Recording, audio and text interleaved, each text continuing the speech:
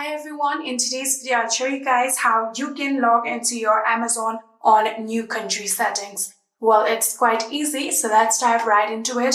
First of all, open your Amazon application, and after doing that, here you can get to the profile icon right here and then tap on sign in. So before you sign in, here you can see a flag icon right here. If you simply just tap on it, here you can see currently my country or region is United States. If I want to change this, you can simply tap on this arrow and then I can simply just select the country that I want. So I'm going to choose Australia for now, and after doing that, tap on done.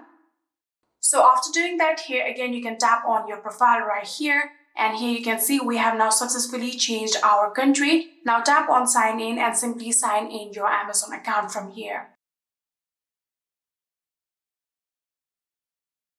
Here you'll have to write down your password, so simply do that.